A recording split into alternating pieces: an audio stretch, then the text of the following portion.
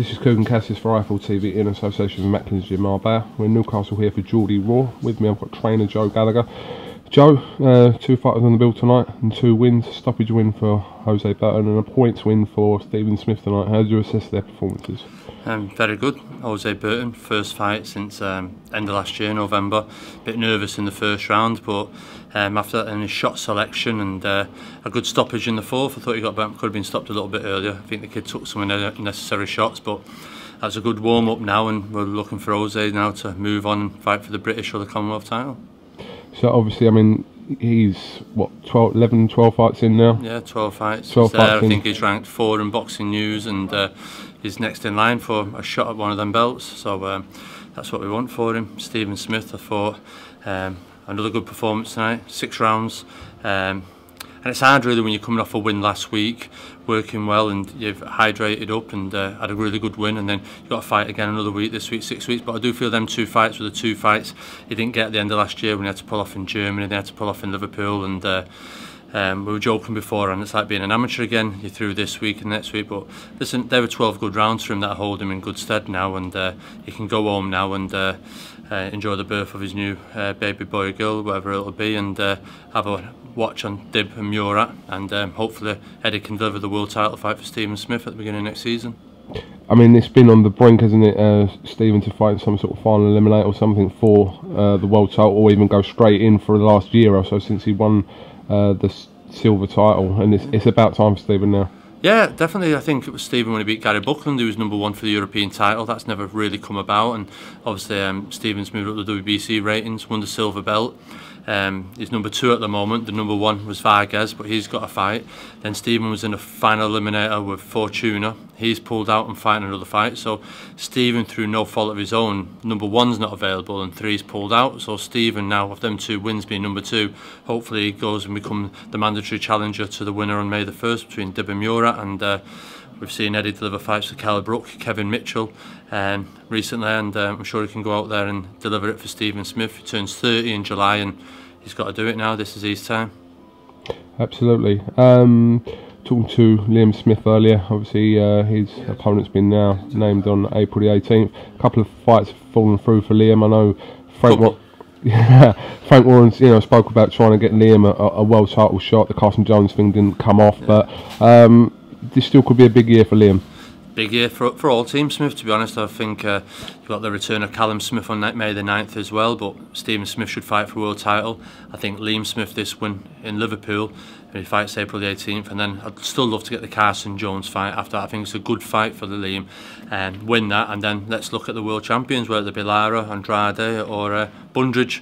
And Liam Smith's ready for his world title opportunity by the end of the year. And the thing with both promoters, they both deliver world title fights for the fighters, and it's about getting the right opponents at the right time. And I think Stephen Smith and Liam Smith have got to be in the right place at the right time this year. Moving on to Scott Quigg, obviously this for the last few weeks, obviously we've just been talking to Eddie Earn, and we knew we had a meeting with the McGuigans recently, but as far as you know, has any significant developments happened in regarding to a fight with Carl Frampton? No, nothing at all. It's neither in. I've given Scott Quigg a week off. He's been training, his hands been sparring. I've told him to have a week off, and he's back in the gym next week, and things don't happen very soon now. We've got to start looking for alternative opponents and alternative dates. Earlier in the year, I think June the 20th was held out there for Scott Quigg, Carl Frampton, which is 11 weeks tonight, and we're no nearer to it. And so I think they've got their own problems going on at the moment with their promotionals and the TV sponsors and all that type of thing. It's well documented out there, it's out there, but it's just a shame that fight can't happen. So I think Carl will go and have a voluntary defence, and Scott Quigg will have another fight. And listen, we might give everyone a Christmas present. It could happen in Christmas time, but I can't see it going to ever happen now. I do think Quigg has got to outgrow the division now in size. Everyone, when they get to a certain age, has to go through the divisions. Like look at Amir Khan, the way he's moved through, and just fighters. And I think Scott Quigg's getting to that age, not being finger, but just the size of him, he's getting bigger and bigger through the training, what he's doing, and we don't know because we haven't fought since November about making the weight, but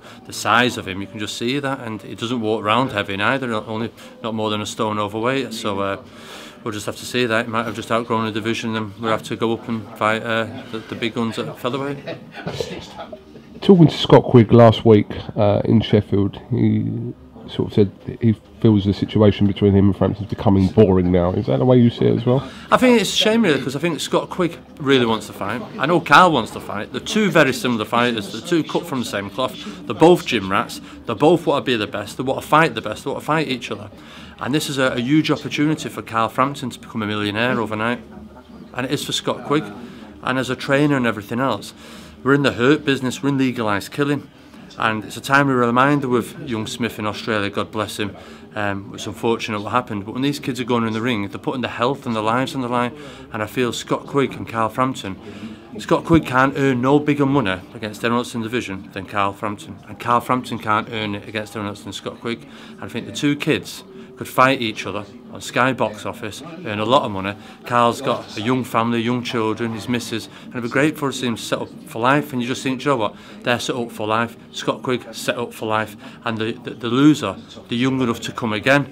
But like Mayweather and Pacquiao, just because everyone wants it, but they're still having to be paid the most money, and because it's a great fight and the world wants to see it, they still didn't give it to BoxNation or to Sky for nothing, did they? It was a bidding war because both of them are putting their lives on the line as well as their careers and their reputation. But people lose fact sometimes that we are in a hurt business. It only takes one shot at the wrong time. And Quigg and Frampton, that's a great fight. And I'd love to see the pair of them get it on, and they hugely deserve everything that they get from that fight financially wise, because they've both earned it. They put the hard work into it. Absolutely. Rumours are that there's some potential news about one of your other fighters, but we don't need to go into that. But it's possibly exciting times for another one of your fighters. But Scott Cardle, Craig Evans. That as well. That's a good fight. The return of Callum Smith, one of the world's hottest prospects in boxing, is it him? It's really good for Scott. And the return of Anthony Crolla, looking for the winner of Ray Beltran on May the 1st. Maybe it won't be one of them, maybe someone else. Maybe someone else, Joe. Right. We'll leave it there. We'll leave that one there.